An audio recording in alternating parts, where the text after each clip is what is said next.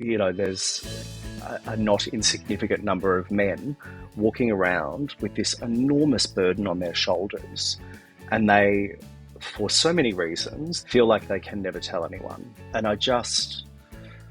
there's a real injustice in that, and I don't think it's an accident that that is the way things are. I'm your host, Marie Vakakis, a therapist and mental health educator, and today we have a deeply inspiring and thought-provoking conversation with Shannon Molloy.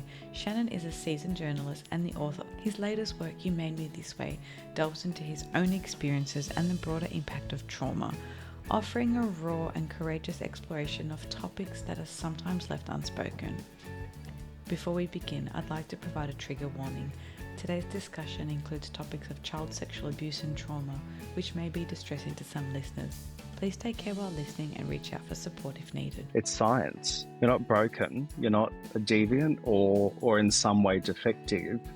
This is like a scientific reaction to, the most unspeakable hurt inflicted on you as a child. This isn't your fault. Shannon's journey is not just about his professional achievements, but also his personal story of resilience and vulnerability. His work has not only resonated with many people, I know I found the book deeply moving, but he's also inspired change and awareness in other areas that desperately need it, while also understanding a lot about his own journey and that of the people that he's interviewed. I wasn't addressing that was having a real tangible impact on my life in really negative ways, the suppression of it, I mean. And then, the more I spoke to him, the more I looked into the topic, the more I realized that I'm not unique. I mean, that's true in every sense of the word, but in this case in particular, I'm not unique as being a man in his late 30s who has never spoken about this horrible, horrible thing that happened 30 years ago, and he's slowly destroying himself trying to cope with it. And chances are he'll go to the grave having never told anyone, including the people most close to him. In today's episode, Shannon shares his journey from being a journalist to an author who bravely tells his own story and those of others who faced similar challenges. We'll explore the power of storytelling, the importance of breaking the silence around difficult topics, and how sharing these experiences can lead to healing and understanding. Welcome to This Complex Life, a podcast dedicated to exploring the beautiful mess of life and relationships. Whether you've got a question about family, career, sex, relationships, or friendships, I'm here to help. Join me as I explore the ups and downs of mental health and relationship and navigate life's complexities. Coming to you from the land of the Bunurong and Wurundjeri people, join me as we navigate life's messiness and complexities one conversation at a time. I came across Shannon through his work as an author and through his book, You Made Me This Way. Welcome, Shannon. Hello, thank you so much for having me. Your book, well, I absolutely loved it. Can you just share with the audience a little bit about who you are and what you're doing? So I'm a journalist by trade. I've been working for almost 20 years now, which is terrifying to say out loud. I've tended to work in kind of the news space, the general news. Had a brief but wonderful stint as a kind of celebrity feature writer, interviewing celebrities and writing profile pieces. Written about business, finance, politics. Had a very brief time as a political staffer earlier in my career, but then saw the light, came back to the good side. But yeah, I've always wanted to be a writer. One of my favourite toys as a kid was an old black and red typewriter that my mum bought me from a flea market when I was 5. And I started writing a little neighbourhood newspaper on it called the Arthur Street Chronicle, which I delivered to the 20 people that lived on our street in a small town in regional Queensland. So very lucky to have always known what I wanted to be, but couldn't have possibly predicted that I would write a book, let alone 2 books, and have the privilege of talking about my story with people such as yourself. So life is crazy. Yeah, it's quite a journey. I love that you had like a community newspaper. That's gorgeous. It's very dorky, but that's how I chose to spend my afternoons as a little boy, was clacking away on a typewriter and then going up to the newsagent and convincing them to let me photocopy it for free and shoving it in people's mailboxes. It was great. That's so lovely. How did you go from that to sharing your own story in this book? Very reluctantly, I have to say. The contents of You Made Me This Way, the personal stuff at least, before I started writing this book, I had said those things out loud to fewer people than I can count on one hand. And it's something that I never thought I'd talk about publicly for as long as I lived. It's something that I certainly thought about essentially every day, but pushed deep down inside of me and hid away and was terrified to confront. The experience of writing my first book, which was memoir, so again, all about me, but about me as a teenager growing up gay in regional Queensland in the late 90s. Also, a very challenging experience, but something I'd been much more open about. And so I was in a better place about that trauma. But the positive reaction to that from thousands of people, people who looked and felt just like me, young people now who are struggling, parents, teachers, people who had no connection to the book at all, but saw something in it. That overwhelmingly generous response kind of I think was a little bit addictive, and so when I landed on the topic of my second book, which was child sexual abuse, but particularly the experiences of men who were abused as boys, I was a little bit more brave to insert myself in that story. But again, when I sat down to start writing it, I told my psychiatrist, my husband, my mum a little bit, and a fellow who ended up helping me with the book. So it was very raw and it was very uncomfortable. But like I think most good things are challenging, and there were so many positives that came out of it at the end of the day. I think it's remarkable to share your story in that way, and I try really hard to listen to a lot of sort of autobiographical accounts of people's lived experience, because there's the overly medicalized model, which I initially kind of got trained in and tried to navigate that system, while also seeing what is the real world impact for people. How do some of their thought processes make sense to them? How are they expressing themselves, their stories, the interpersonal impact of those? And books like yours really highlight some of that, and it stops being a statistic and starts being about real people. Yeah, well, thank you. That's very kind, and it's something that I noticed really early on in my career was the power of storytelling. You know, most people are kind of cursed with this sense that they don't have a story, they don't have anything interesting or important to say. And I've interviewed thousands of people over the past 2 decades, and I am yet to encounter someone who doesn't have a story. And I think when you put the humanity back into a topic like child sexual abuse or mental health or whatever the case may be, I think you bring the community along with you, and that's when you can affect real change. If we just think of these things as abstract issues that don't affect us, then nothing gets done. And I think that's been the problem with child abuse particularly, is that it's such an ugly topic that we have chosen up until relatively recently to ignore it. And then it was only when we started to put actual human faces on this issue that people were sort of stopped in their tracks and thought, oh no, we can't tolerate this. We need to do something. And that's only thanks to people being brave and gracious enough to share their own stories. What do you hope, or what impact do you hope that sharing these stories has with listeners or with readers? So I listen to it as an audiobook, but what what are you hoping that particularly men who might be struggling with similar issues might take away from that? The thing that the thing that really struck me, and I'll answer this question by telling you how the book came about, how this thing that I swore I would never do suddenly happened.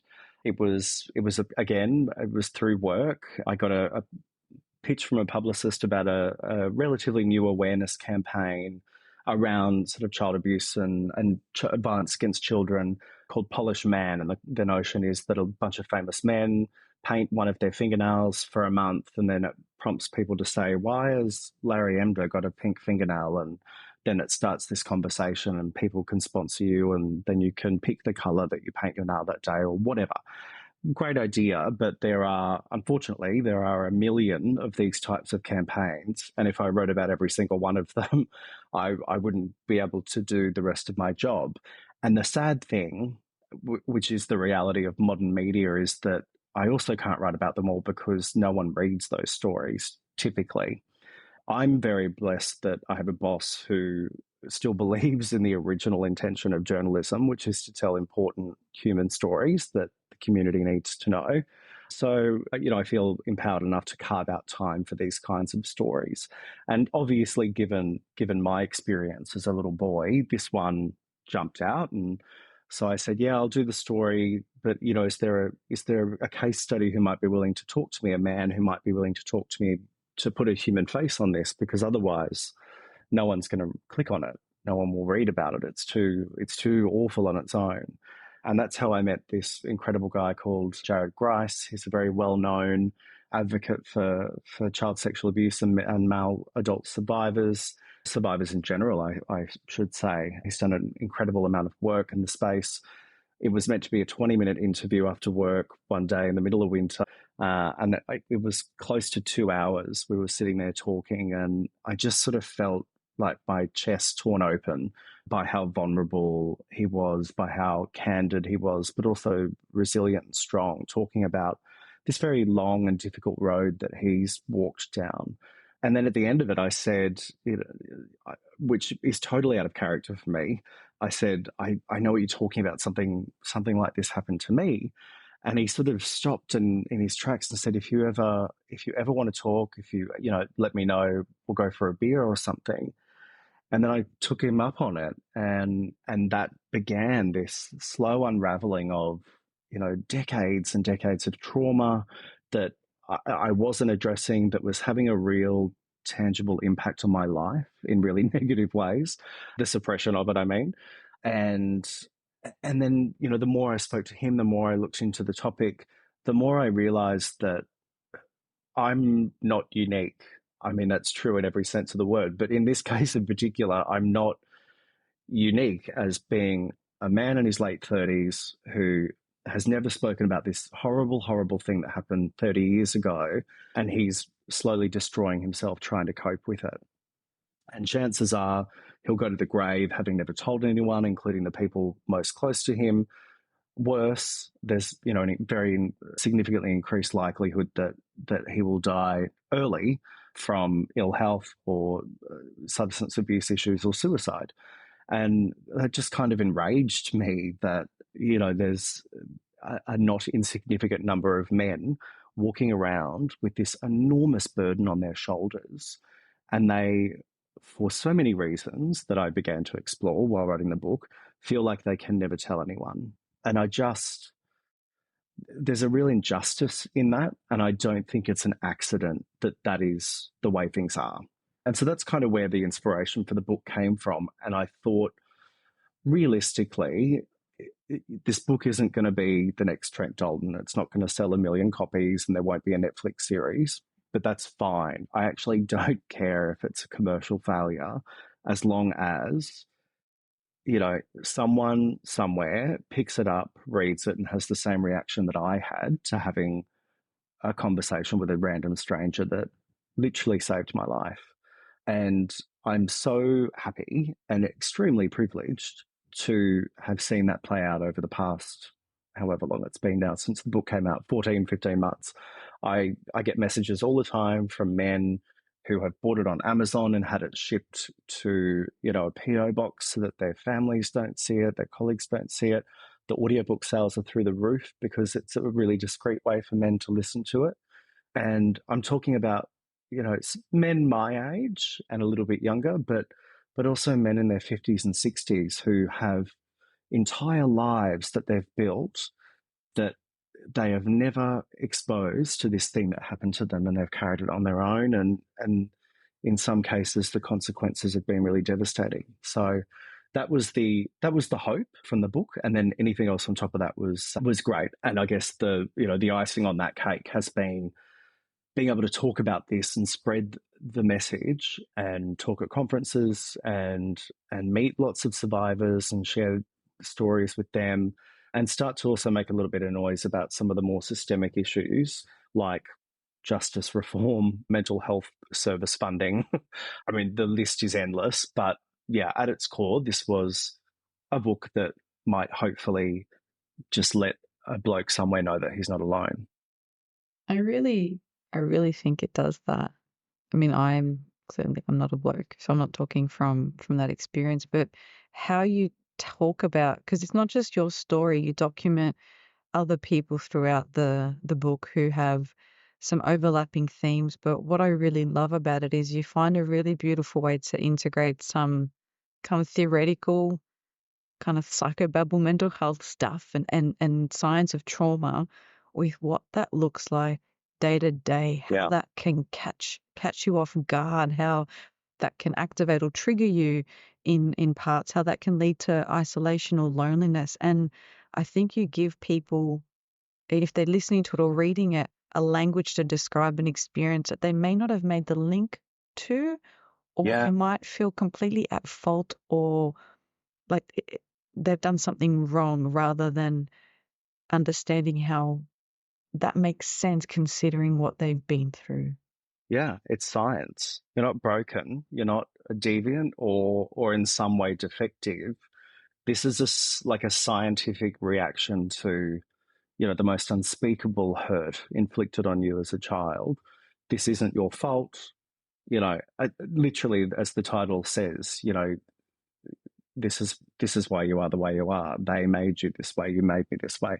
That's I've had to be a little bit careful to, even with myself, to not let that be a kind of get out of jail free card. Like if I'm being an asshole to my husband, it's maybe my anxiety is rooted in all of this stuff, but how I choose to cope with that and how I continue my healing journey is on me.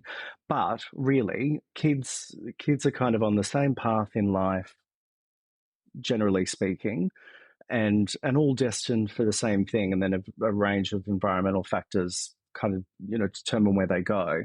But the most disruptive one of all is being plucked from that path and put in just the most unspeakable circumstances. And so, of course, sitting there beating yourself up about something that you couldn't possibly help. But knowing that is really hard. Like I say this like this is something I've known forever. This is a relatively recent discovery for me too, and I still have them from time to time. These kind of epiphanies that then, on reflection, you think, "My God, that was so obvious. Why didn't I see that?" Instead of terrorizing myself in the depth of the night.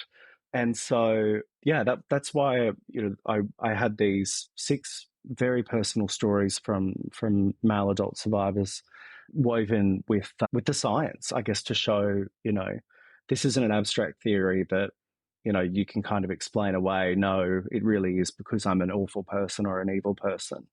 No, this is the psychological and physiological response to trauma. What surprised you most when researching the book? Like you learnt some of the science. Is there anything that it kind of stopped you in your tracks when you kind of made a link or a connection? So many things. So many things. One of them, there's a fellow, let's call him Steve, late 30s, relatively successful and well adjusted, has always had a shocking track record of romance. Can never. Basically, he's the epitome of, the Kath and Kim line, treat him mean, keep him keen. If a guy is nice, he's not interested. If he's the world's biggest asshole, he's totally head over heels. I could immediately see, like, oh, I'm linking this back to a few things. Anyway, we were talking, and he told me all about this, just horrific things that happened to him in his very early adolescence, and what that has, I guess, resulted in over the past 25 odd years, however long it had been. And then he was talking about his journey in therapy and how he loved going to therapy and had a great rapport with this therapist. And he was there every week, trying to figure out this love stuff because he was getting on in the tooth. He's a gay man and 40 is dead in gay years. So he was kind of keen to, iron out the creases. And then I said to him, we'd been talking for hours, and I said to him, oh, what does she say about the connection between this stuff and what happened to you when you were a kid? And he's like, oh, I've never told her. And I was like, you're you're in the care of a professional who you've been seeing for years, who you trust with everything in your heart, except for this thing. It's like, wow. It's like, well, what about, who else? What other people that you've told, what do they say? I was the first person he'd told, a complete stranger on the other end of the phone, who, he'd seen a post that I put on a message board or something looking for people with lived experiences who might be interested in sharing their stories. I was the first person, and I've got goosebumps just talking about it. Like, that's so, as a storyteller, that's really incredible. As a human, that's just devastating. It's absolutely devastating. I don't, I don't deserve that privilege of being let in on such a monumentous thing. I just don't. I felt really uncomfortable with that. But then I realized that that's the norm in a lot of cases. The Royal Commission into institutionalized responses to institutionalized abuse, put figures on it, the average time that it takes survivors to disclose. And I mean, it's terrible across the board. For women, from memory, it's 24 years. For men, it's like 32 or 34.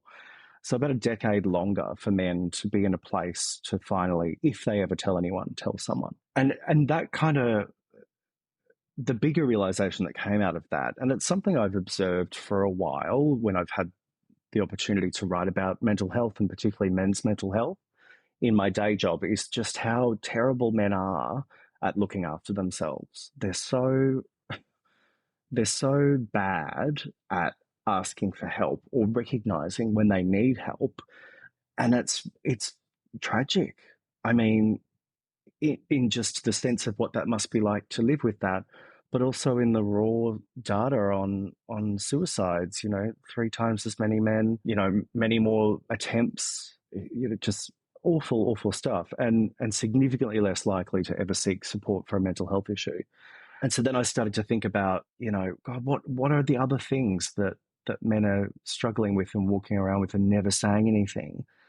And it just, yeah, there's so much work to do, and we have spent hundreds of millions of dollars and 15 years probably now talking about ending the stigma, and it's okay to not be okay, and are you okay, and speak up and ask for help. But I don't know, if you've ever tried to get help, how long has it taken you to find it, and what did it cost? Was it in your town or suburb, or did you have to go God knows where to get it?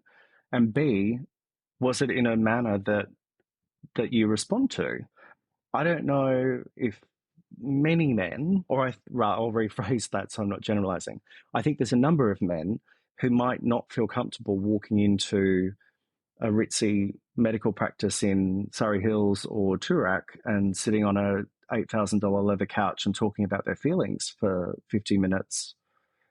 That's just not for them. So how do we reach those men before it's too late? And by, obviously, suicide is horrific, but there are so many destructive and devastating things on that spectrum. Substance abuse, alcoholism, domestic and family violence, issues with holding down employment, isolation, social exclusion, criminality. There are all of these things that stem from, not entirely or exclusively, but stem from really poor mental health and well-being. And I think that's why men are so overrepresented in a number of those areas. What do you think stops them taking care of themselves or reaching out for help? I'm going to say 2 words that have become so weaponized, and it's toxic masculinity. And I'm so angry that phrase is as ick as it is, to borrow a Gen Z term, if that is still cool. It's such an ick phrase because it has been weaponized by all facets of the ideological scale, and become really political. And it's now like it's on the same par as woke, And the horrible irony is that the birth of the phrase toxic masculinity came in a mental health setting. It was a description of the unique experience of being a modern male, where it's broadly accepted that there are many, many traits of masculinity that are positive and useful and contribute to society, like heroism and stoicism and providing and being strong and all that sort of stuff. Like we want firefighters who are strong and brave, and we want, I don't know, I'm trying to think of other professions that are brave. I'm a journalist. I've never met any of them personally in my field, but we want fathers who are protective and whatever, and so that's great. But the toxic masculinity notion came about when it was observed that for many men, they can only be that. There is no room in their imagination to be anything other than entirely stoic, always brave, never always strong, never weak. And that's again not an accident. That's a result of a number of things, I guess, just societal pressures in the West in particular. You go to Nepal, you go, beautiful country, men embrace, they hold hands walking through the streets. They're very emotive and open and connected with other men and the broader community. That would never happen here. I'm gay and I won't hold my husband's hand in Sydney in public because it's terrifying. But there's a real resistance to being open and vulnerable.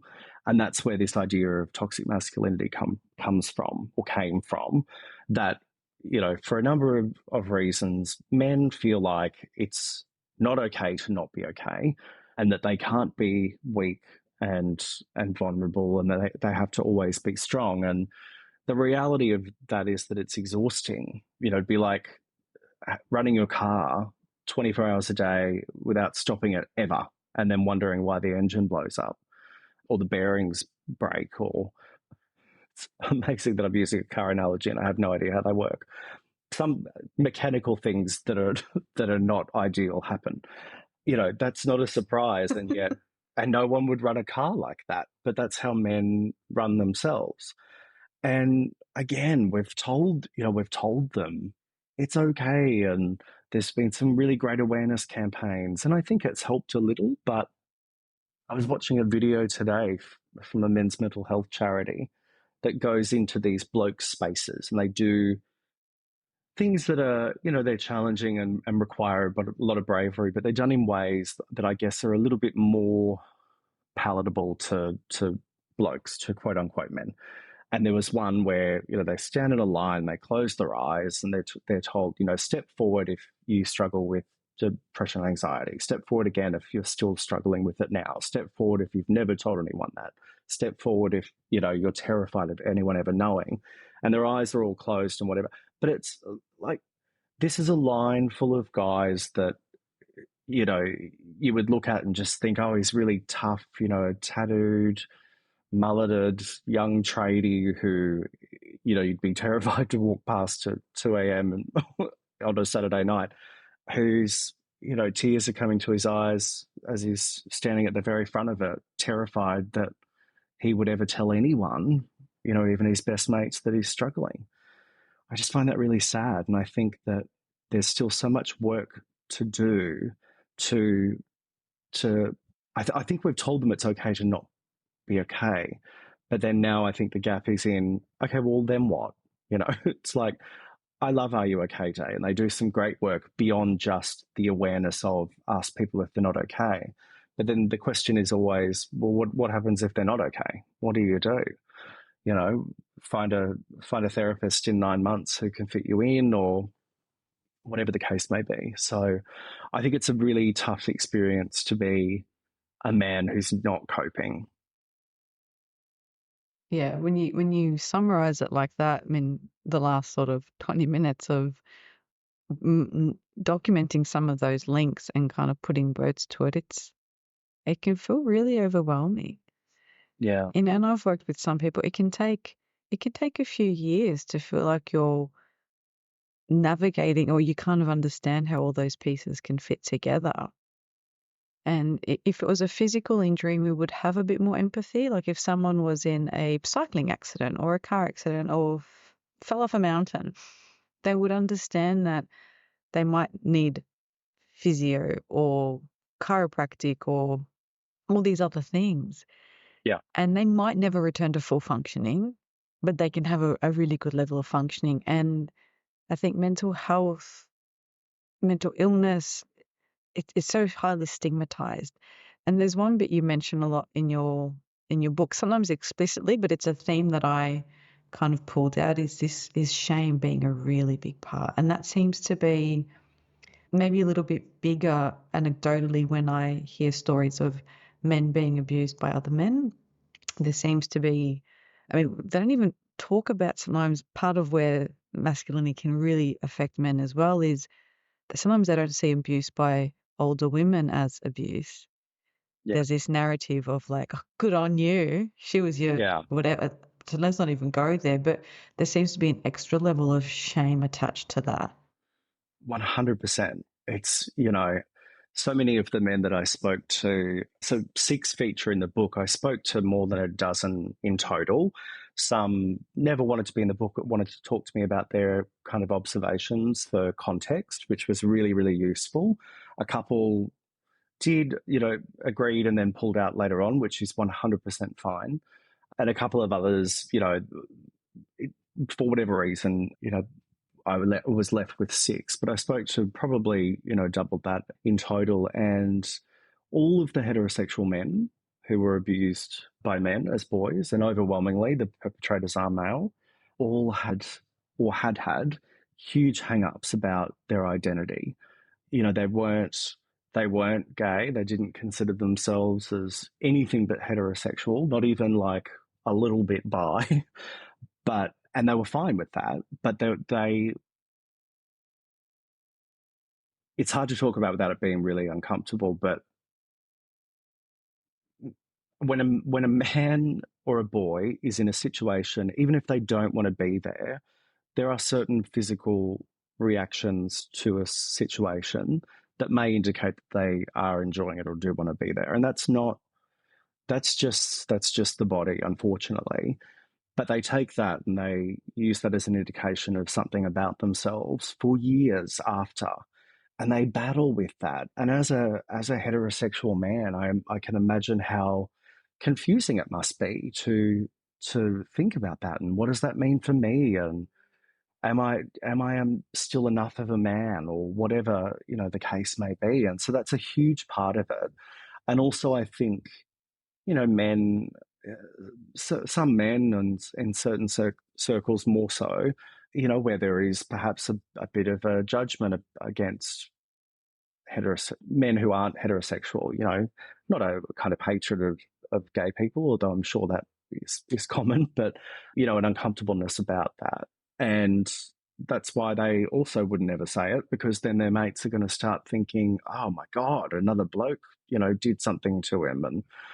And so there's so many layers of it. But a shame, I think, for a number of things, not just child sexual abuse, but mental health issues. A lot of what holds men back, I believe, is shame. At the root of it is this deep shame that is sort of paramount to everything, and it's like a cancer that slowly infects your body, and the longer you leave it to address it, the worse it is. And I think it's especially true, I found, in all of the men that I spoke to, but somewhat pronounced in the heterosexual male survivors. And can I say, sorry, just on the flip side of that, the gay men who were abused as boys, and I was one of them, had almost the opposite kind of shame, where there was an occasional thought, sometimes constant for me in my adolescence and early adulthood, where there was a question of, well, did this make me gay? Me being molested at 5, is that why I'm now gay at 38 or however old I am this year? Um, that is, on paper and black and white, that's a somewhat reasonable jump. Of course, I know that's not true, and but that was a real struggle for me. It was a real struggle for all of the men that I spoke to, but also for those who had disclosed, who had told people about what happened to them when they were kids.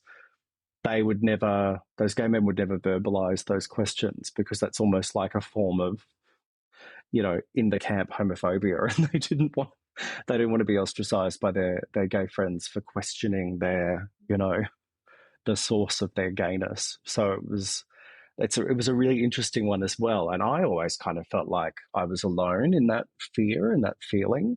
But no, very, very common. Sorry to cut you off. No, that's totally fine. It's your story. You've mentioned all these different barriers that exist, sometimes practically in the right support, emotionally, culturally. If you could kind of leave listeners with a parting message for men who maybe feel like they might need to hide parts of themselves or something in your story, even the podcast title, something intrigued them and they wanted to know a little bit more, what sort of a message that you kind of want to share with them? Oh, so many things. I guess the bluntest, and I mean this in the nicest way, the bluntest message is that you are not special. Like, and that sounds really cruel, but let me clarify. How you feel, the things that terrify you, the stuff that keeps you up at night, the thoughts, the feelings, the past, the trauma that you think you can never tell anyone, even your best mate, your wife, your parents, your whatever. That you are not the first person to experience that in living history.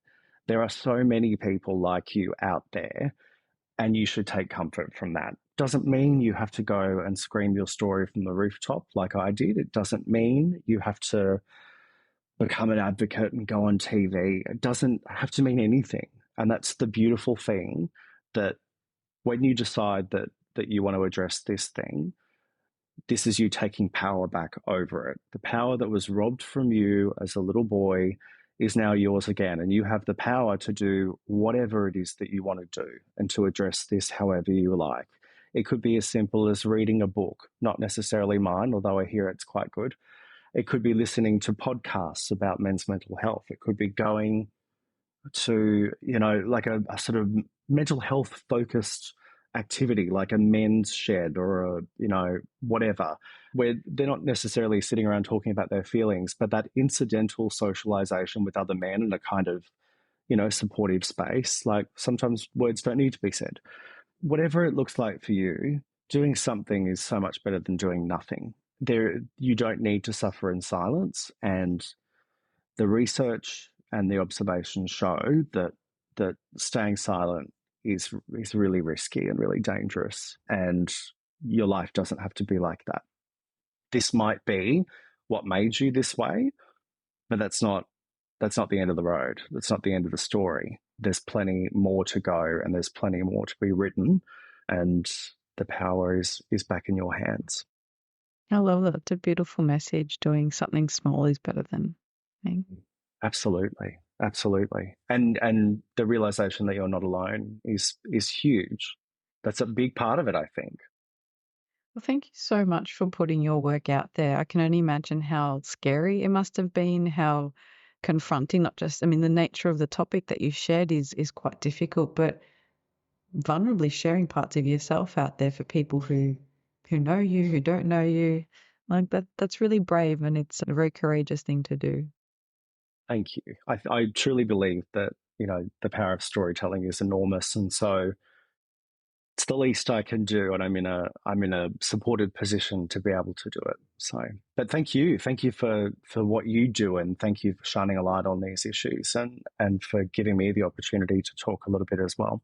My pleasure. And people can put links to your website, and people can find your book wherever they get books, bookstores, library, Audible, wherever good books are sold.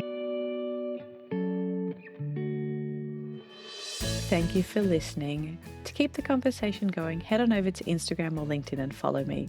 If you'd like to keep updated with episodes and other interesting things happening in mental health, join my weekly This Complex Life newsletter, where I'll share tools, tips and insight. There's a link in the show notes. Got a question you want answered? Shoot me an email or a DM. I'd love to hear from you. And if you enjoy the show, I'd really appreciate it if you could leave a rating and a review. It helps other people find the podcast.